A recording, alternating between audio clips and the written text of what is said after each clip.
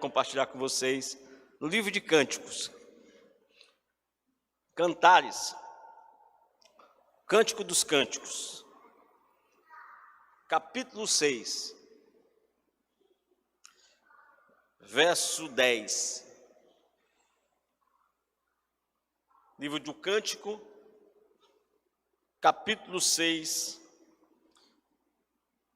verso 10.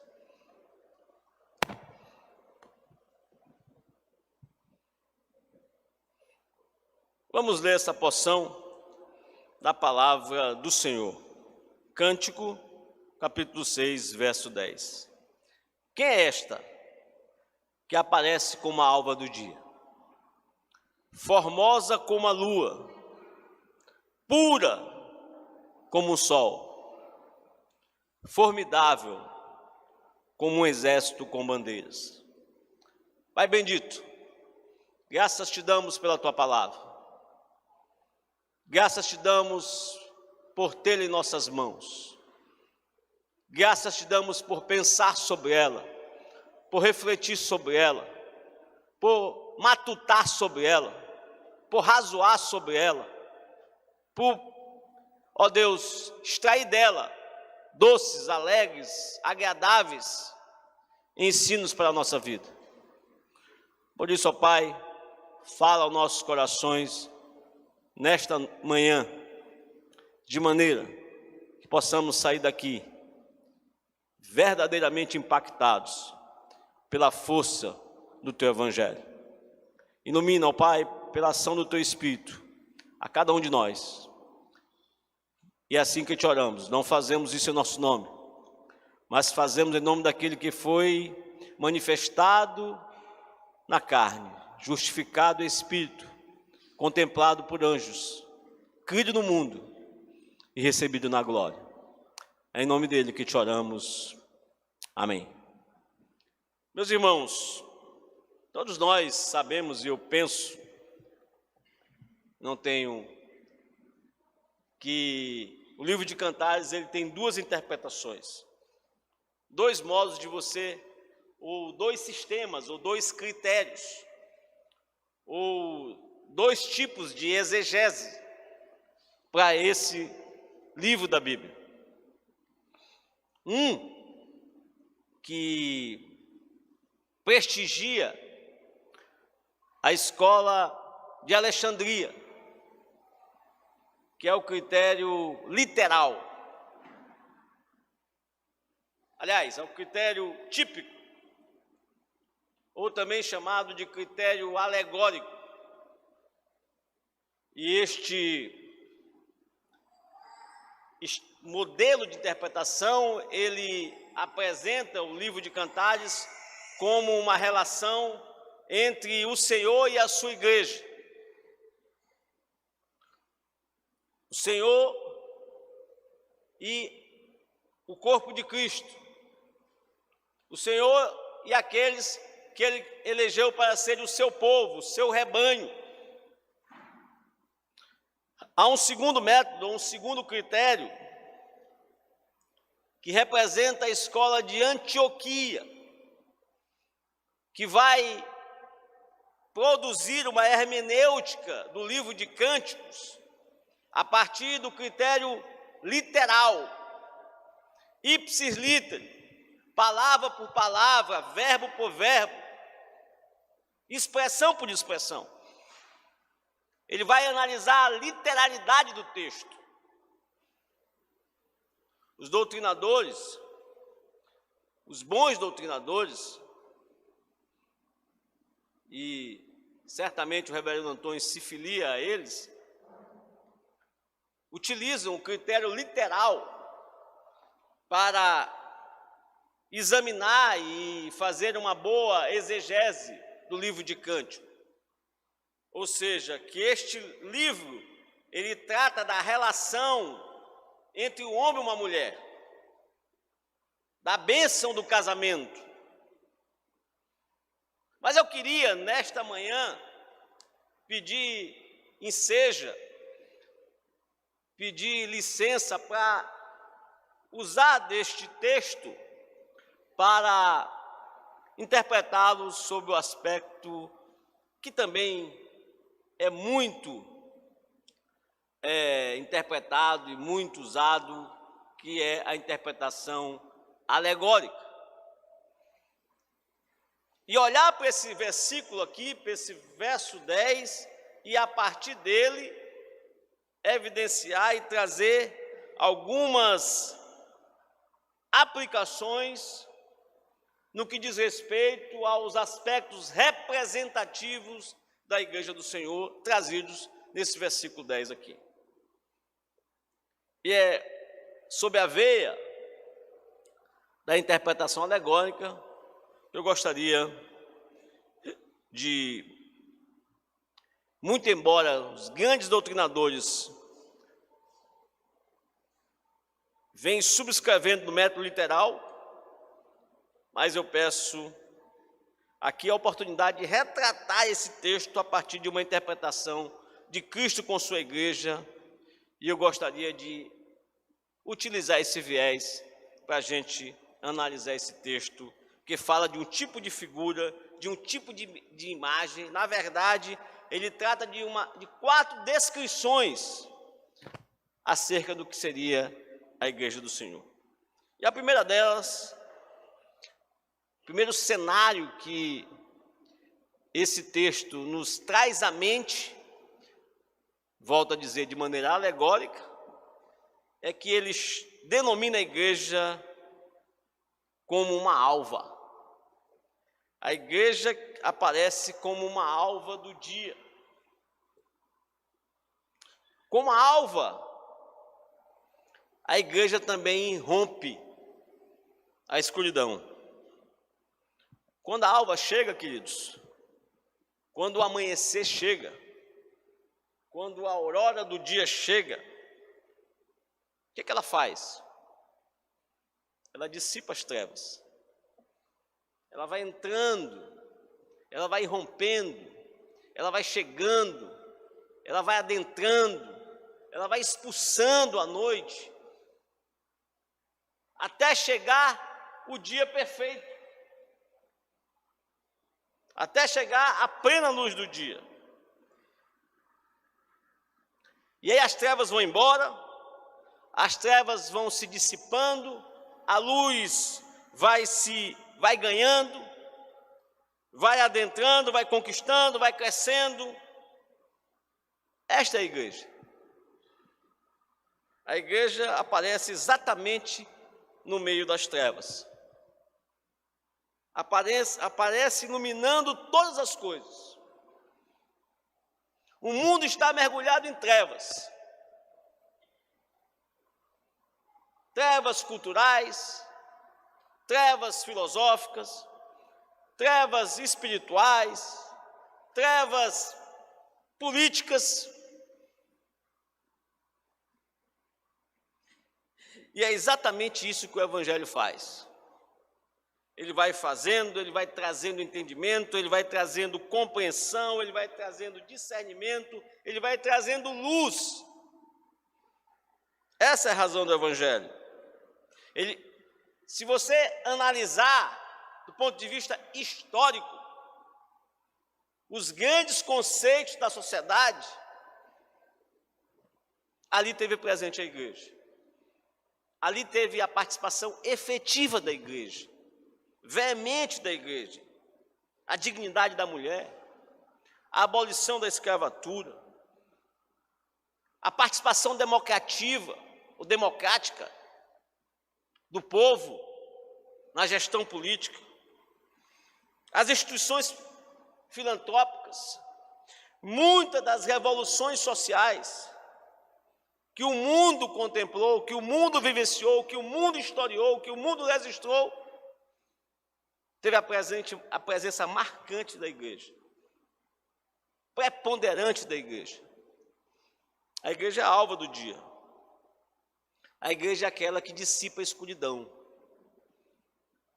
A igreja é aquela que afasta as trevas. Essa é a igreja do Senhor. Mas como a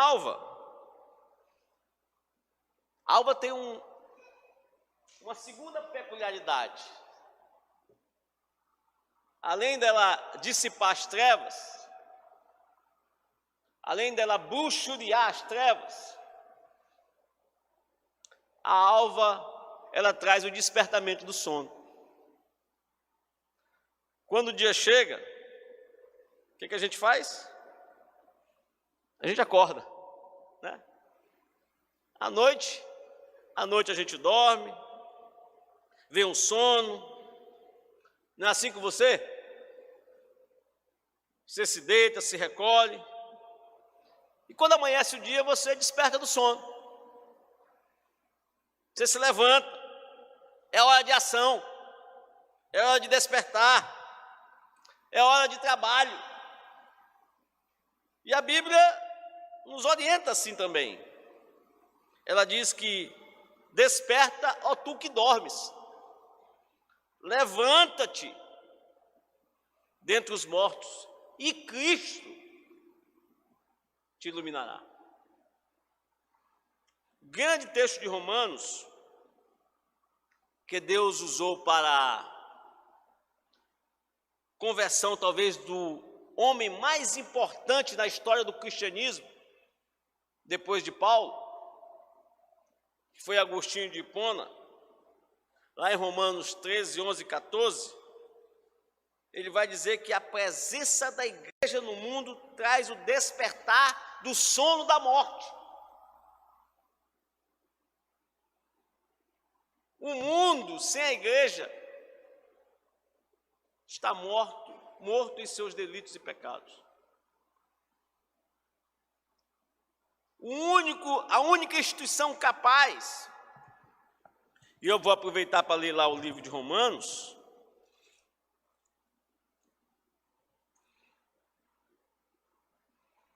de tornar essa ação uma realidade, é a igreja. Olha o que diz o livro de Romanos: e digo isto a vós outros que conheceis o tempo, já é hora de vos despertardes do sono, porque a nossa salvação está agora mais perto do que quando no princípio cremos.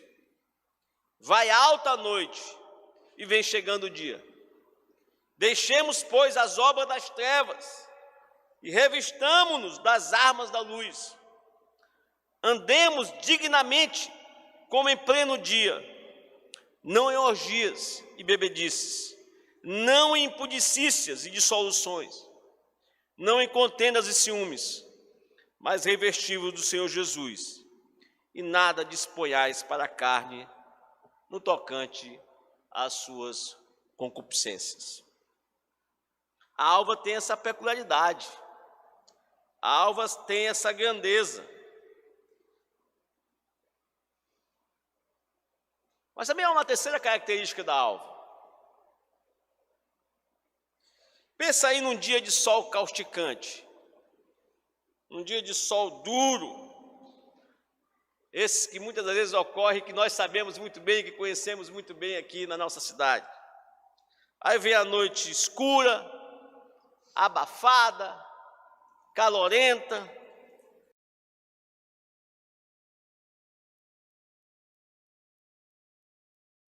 Traz a possibilidade de um oásis, de um tempo de recomeço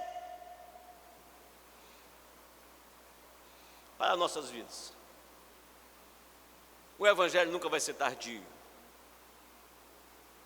na vida de quem quer que seja. Enquanto você puder respirar, enquanto você tiver o sopro do Espírito, o Evangelho vai fazer sentido na sua vida. Só há uma possibilidade depois da morte. Depois da morte, ninguém mais muda o curso da sua vida. Por isso, se você tiver de fazer alguma coisa por alguém, faça hoje. Faça hoje. Hoje é o tempo. Agora é o tempo. Você não está no controle do tempo. O tempo não lhe pertence. Isso não lhe retira a possibilidade de você planejar, de você pensar no seu futuro. Não estou falando disso. Mas você precisa estar preparado para o hoje. Porque o hoje você consegue, agora você consegue agir segundo as suas faculdades. Mas amanhã não lhe pertence. Quarto lugar, a presença da igreja no mundo é a presença de um novo e perfeito dia. Estamos hoje repetindo um novo dia. Ontem foi 3, antes de ontem foi 2, hoje é 4. Amanhã poderemos embraçar o dia 5 e assim ver um novo dia, uma nova alma, uma nova alva. Consequentemente, depois poderemos ver também novamente uma nova alva, e assim se sucede os nossos dias de vida. Um dia, uma noite, uma alva. Um dia, uma noite, uma alva. Um dia, uma noite, uma alva. Mas haverá um dia, queridos, que não haverá mais um novo amanhecer. Haverá um dia que não haverá mais noite. Estamos caminhando como igreja para ver um dia que não haverá mais escuridão. Estamos caminhando para o dia em que o próprio Cordeiro de Deus será a lâmpada do mundo. Será o dia perfeito. Vai ser o dia que não haverá mais dores, lutas.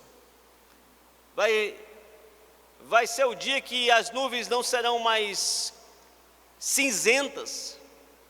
Você não haverá mais ver o dia escurecer para você. Vai ser o dia da plenitude da glória de Deus. Para isso que a igreja caminha. Para isso que a igreja marcha. E quando as pessoas olharem para a igreja do Senhor, quando as pessoas olharem para nós, quando as pessoas olharem para a igreja eleita de Deus, elas vão dizer, como diz lá João no livro de Apocalipse, elas vão ver a glória da igreja, o resplandecer pleno de Deus na vida de cada um de nós. Nós estamos caminhando para esse dia perfeito. É por isso que você tem que renunciar a muita coisa, por isso que você tem que abdicar de muita coisa, por isso que você tem que dizer não para muita coisa, por isso que você tem que fazer da sua adoração uma sinceridade na vida, porque não se trata, não adianta a grandeza da adoração, não é o tamanho do sacrifício que você traz ao altar do Senhor, não é o volume da nossa representação cultica. O que Deus quer é um coração quebrado, um coração quebrantado e lábios verdadeiramente que professam o seu nome. Não adianta a gente vir, cantar, orar, se não há sinceridade, se não há plenitude do Espírito vivendo em nossas vidas. Se a nossa vida não, de fato, não reflete uma vida de oração sincera na presença do Senhor, é melhor a gente refestelar com o mundo. É melhor a gente viver os prazeres que o mundo nos oferece nesse momento. É melhor a gente fazer como Paulo: comamos e bebamos, porque amanhã morreremos. Mas há uma segunda figura, eu prometi não demorar hoje. Há uma segunda figura nesse texto, que é a figura da lua. Quem é esta que aparece como a alva do dia? Formosa como a lua. Vamos pensar nessa figura para a igreja. A igreja como a lua.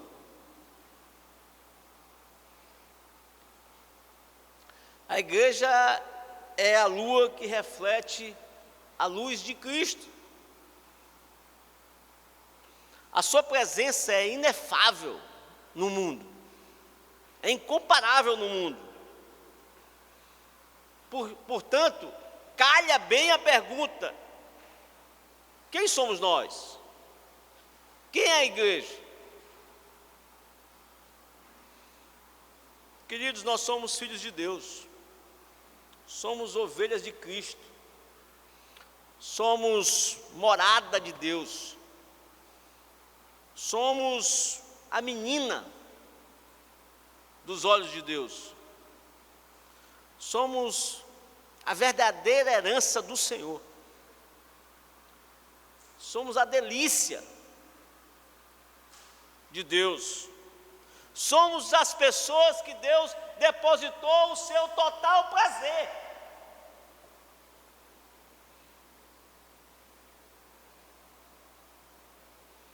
Não é caro, nem de forma alguma exagerado dizer que a glória de Deus está em nós. Quando as pessoas olham para nós, ou quando as pessoas nos dirigem o seu olhar para cada um de nós, na linguagem bíblica, somos como aquela madeira do tabernáculo, feito de acácia. O livro de Levítico diz que aquela madeira do tabernáculo feito de acácia, ela era cheia de nó, era difícil de ser trabalhada. Zeca, que é construtor, sabe o que eu estou falando. Tem madeira que é complicado, cheia de dura, difícil.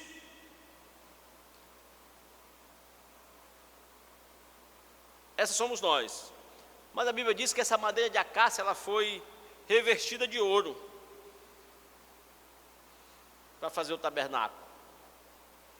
E ouro fala da glória de Deus, fala do poder de Deus, da majestade de Deus. Por isso que quando as pessoas olham para nós, elas veem a nós como a justiça de Deus, como nós estivéssemos revestidos também dessa glória. Assim como a lua reflete a luz do sol, porque nós sabemos que a lua não tem luz própria, nós devemos refletir a beleza de Cristo no mundo em que vivemos. Esse é o nosso papel. Não fuja dessa batalha. Não fuja desse compromisso. Esse compromisso Deus confiou a nós. É interessante, queridos, que há um segundo aspecto também aí na lua, que a igreja, como luz, reflete a luz de Cristo no mundo. Porque a lua não tem luz própria. Como eu disse aqui, ela reflete a luz do sol. Isso é verdade. Pois muito embora Jesus tenha dito lá, vós sois a luz do mundo, está lá em Mateus 5, se eu não me engano, 5,14, é bem diferente essa afirmação daquele afirma lá em João 8,12, eu sou a luz do mundo. E de fato Deus é luz, Cristo é luz. Sabe por que Cristo é luz? Porque Cristo, e João fala isso muito, que Deus é luz, né? Porque onde está a presença de Deus não há trevas. Onde há a presença de Deus não há escuridão. Mas também Deus é luz porque Ele vê todas as coisas.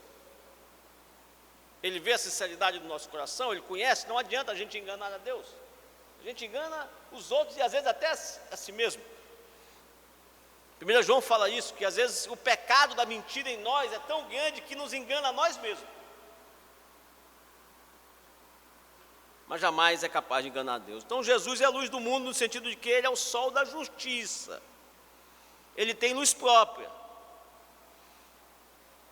Mas nós somos a luz do mundo em outro sentido. não temos luz própria, mas nós somos a luz do mundo, e na medida que nós refletimos a luz de Cristo, a presença de Cristo, a vida de Cristo em nossas vidas. Nós estamos num mundo talvez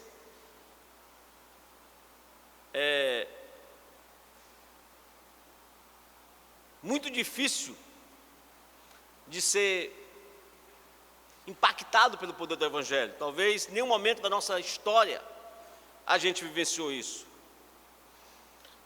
Mas nós precisamos entender que o mundo precisa dessa mensagem, que a verdadeira luz que vem ao mundo e que ilumina todos os homens é Cristo Jesus. Esse é o nosso papel.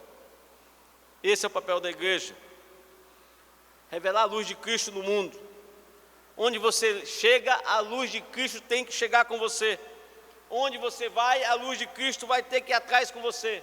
Através da sua vida, a luz de Cristo tem que brilhar.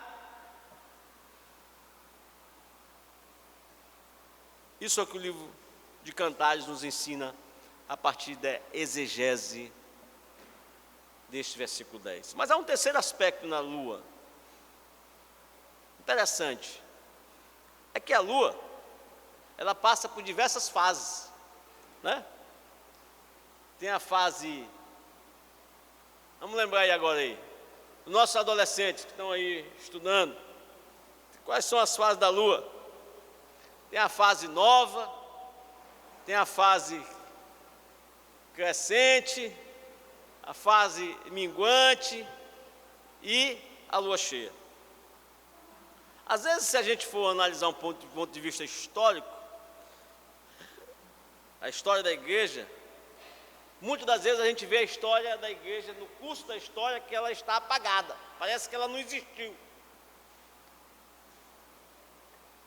Parece que ela não teve presente. Você não vê a igreja. Nós tivemos um período da história marcado por isso.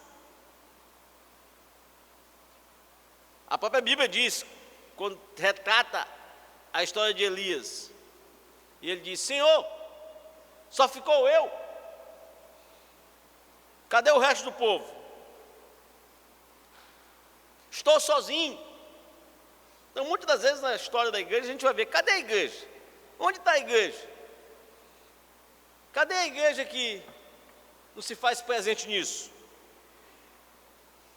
Mas tem hora que a igreja também ela vai para uma outra fase, a fase minguante. Você olha a igreja, parece que ela está defenecendo. Parece que ela está perdendo a sua força. Parece que ela está arrefecendo. Parece que ela está minguando. Parece que ela está indo embora. Parece que ela está perdendo a sua força, que ela vai encolhendo, que ela vai diminuindo. É a fase da perseguição. É a fase que a igreja está acuada. Tem outros momentos em que a igreja se faz crescente, se faz pujante, se faz ativa, se faz proativa, se faz presente em todos os lugares. Mas queridos, haverá um dia que a igreja do Senhor ela será plena, absolutamente plena. Vai ser o grande dia do Senhor, o dia da sua glorificação, as bodas do Cordeiro, a grande festa da Jerusalém Celestial. Na hora em que Deus irá olhar para você: vinde, benditos de meu Pai, sentai à mesa, comei e bebei, onde todos nós, aqueles que verdadeiramente se curvam ao Senhor da palavra, estarão na sua presença, na presença do Deus Todo-Poderoso, que governa todo o universo. Mas há uma quarta aspecto da lua. A lua é a faxineira do mundo. Alguém já ouviu falar nisso? Se não houvesse as fases da lua, não haveria os fenômenos das marés. E se não houvesse os fenômenos das marés, o mundo seria insuportável. As praias estariam cheias de lixo. A presença do mundo, a presença da igreja no mundo é justamente isso. Ela refreia o mal. Ela reduz o mal. Ela tenta, de alguma forma, reduzir a presença do mal. A presença da igreja no mundo é, de maneira mutatis mutandis, antisséptica. Esse é o papel da igreja. Ser a faxineira do mundo. Reduzir tantos males que o mundo tem praticado contra si próprio e contra os homens. O mundo, a igreja tem esse aspecto, tem essa peculiaridade, tem essa particularidade. Tem esse viés de ser a faxineira, de somenar os males deste mundo. De tornar este mundo um mundo menos tenebroso, menos cheio de maldade, menos cheio de malícia. Um mundo com um pouco mais de amor. Mas há uma terceira figura nesse texto aí, que é a figura do sol. Vejam bem aí que diz que quem é esta que aparece como a alva do dia? Formosa como a lua, pura como o sol. Aqui o sol no sentido de pureza, não no sentido de luminosidade. Então o autor de Cânticos aqui, o autor bíblico, ele vai tornar o cenário na sua poesia do sol aqui, para compor a sua poesia, no sentido de pureza. E ele faz essa comparação entre a igreja e o sol, neste sentido. Nós sabemos que a igreja não é o sol. O sol da justiça é Jesus. Mas a luz e o calor, todos nós sabemos, o professor Emílio pode constatar aqui, grande professor de química, que purifica. Luz e calor purifica. Onde há luz e calor, não há impureza. Não pode haver impureza, não pode prevalecer impureza onde está a presença da luz e do calor. Esse é o aspecto peculiar da igreja. E é nesse sentido que ela é comparada aqui. É nesse sentido que ela é trazida para o texto. Não somente como aquela que porta a luz, mas como aquela que chega no ambiente para melhorar. Chega no ambiente para torná-lo mais puro.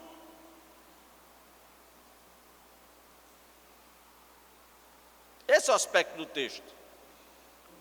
E a igreja tem esse papel. Não temos mais condições de estarmos vivendo uma vida de pecado. Devemos não permitir que isto prevaleça em nossa vida, mas que o dia a dia da nossa vida seja uma vida que de fato louve a Deus, louve verdadeiramente a Deus, e a igreja tem esse papel também. O segundo aspecto aqui, que diz respeito à figura do sol, é que o sol, ele traz vida. Como o sol, a igreja resplandece a luz, ele reflete essa luz, mas ele também traz vida. A vida dessa luz ao mundo. Todos nós sabemos, e aí eu vou apelar novamente para os nossos jovens e adolescentes, é que a luz do sol é que produz aquilo que nós chamamos de fotossíntese. Não é isso? não é a luz do sol que promove fotossíntese? Não haveria vida na terra sem sol, sem luz. Sem a presença da igreja, não há vida. Sem a presença da igreja, não há a mensagem da vida. Sem a presença da igreja, da mensageira de Deus, da embaixadora do reino de Deus aqui na terra, não tem vida. Só a vida, só a possibilidade de vida eterna, através da igreja, proclamadora do Evangelho da Graça. Se não formos nós a proclamar o Evangelho da salvação, não haverá vida para muitos. Cristo cumpriu o seu papel, cumpriu cabalmente, inequivocamente a sua missão, sem titubeios, sem tergiversações, sem receios. O papel de Cristo foi suficientemente capaz de levar todo homem à salvação, mas cabe à igreja anunciar esse Evangelho, levar a vida às pessoas. E é através da igreja que as pessoas escutam o Evangelho.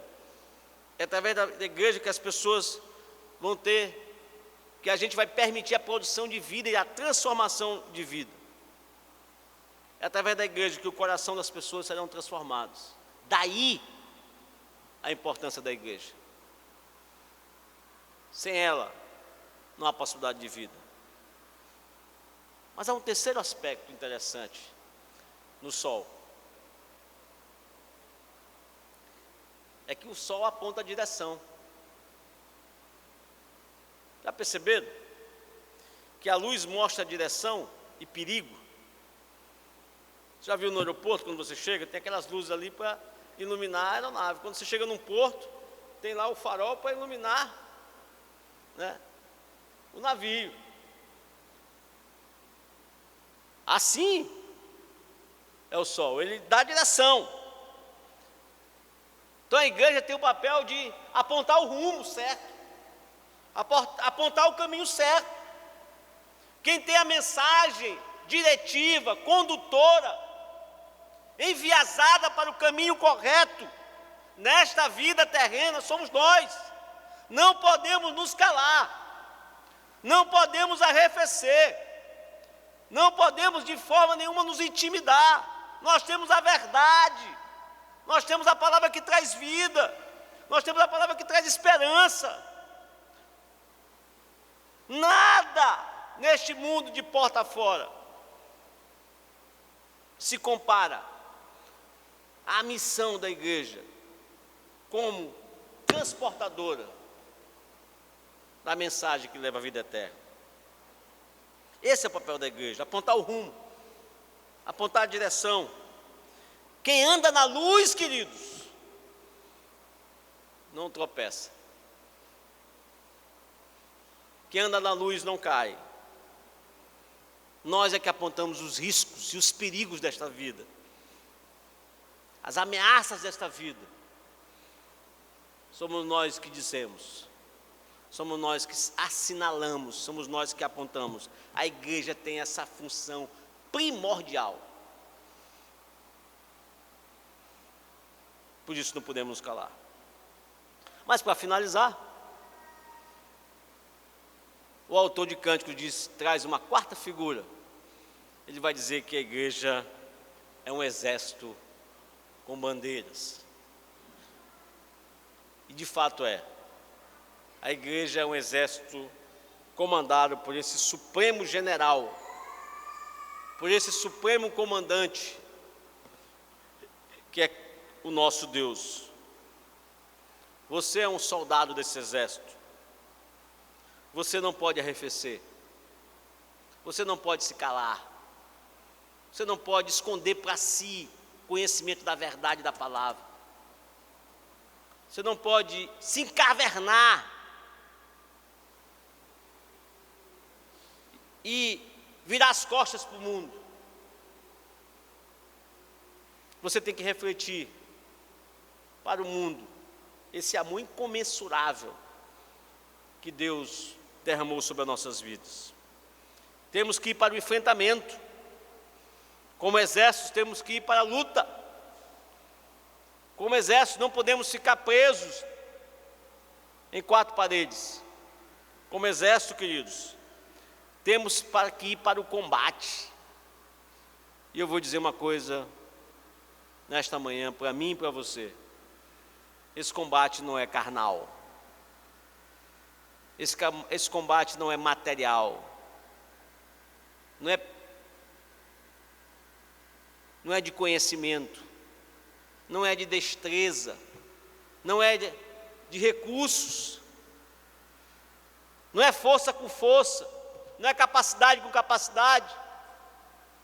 Esse combate é espiritual.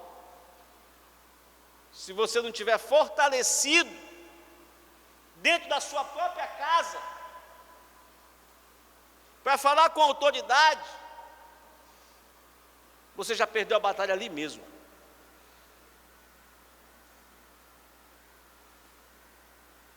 Você já nem sai.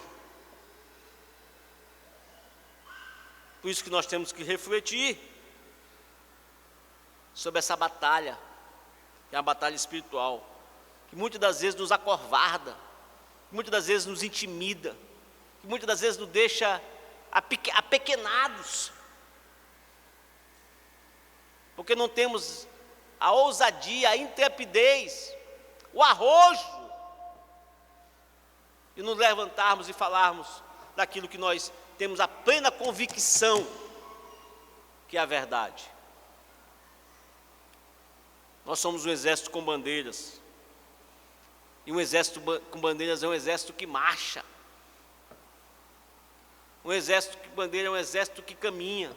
Não é um exército que se acovarda, que ensarilha as armas, que guarda as armas, que esconde as armas. Mas é um exército que marcha.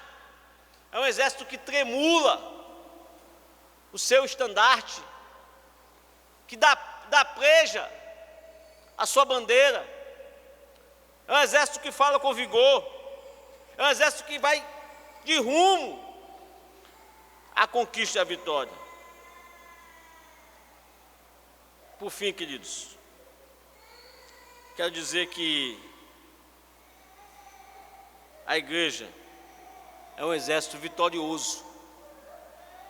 Nós já somos um exército vitorioso. Muitos exércitos são derrotados. Muitos exércitos são combalidos. Muitos exércitos têm homens derrotados. Mas a igreja é um exército de homens e mulheres vitoriosos. Somos mais do que vitoriosos em Cristo Jesus, o nosso Senhor. Essa é a palavra que Paulo nos ensina e nos orienta. Queridos, precisamos apenas usar a couraça da justiça certa, a espada da salvação certa, o capacete certo, o escudo certo. E aí as nossas conquistas não serão, obviamente, econômicas, não serão materiais, não serão, conquistas políticas, mas serão conquistas espirituais. E agora eu quero convidar você, que está aqui nesta manhã, a se levantar por um momento, para que possamos ler em pé esse texto da palavra do Senhor, de Cânticos 6:10. Cânticos 6:10. Vamos ler todos juntos, de maneira audível.